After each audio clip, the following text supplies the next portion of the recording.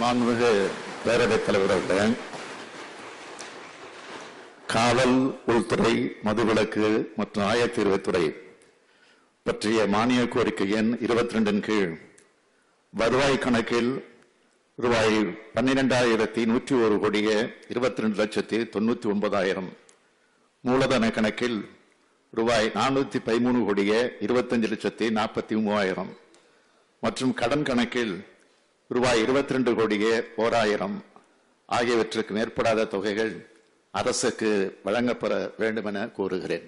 மாண்புமிகு பேரவைத் தலைவர் அவர்களே, காவல், உள்துறை, மதுவிலக்கு மற்றும் ஆயத்தீர்வுத்துறை மற்றும் தீயணைப்பு மற்றும் மீட்பு பணிகள், உள்துறை, மதுவிலக்கு மற்றும் ஆயத்தீர்வு ஆகியன பற்றிய கொள்கை விளக்க குறிப்புகள் அச்சடிக்கப்பட்ட உறுப்பினர்களுக்கு அவர்கள் படிப்பதற்காக வசதியாக ஏற்கனவே கொடுக்கப்பட்டுள்ளன.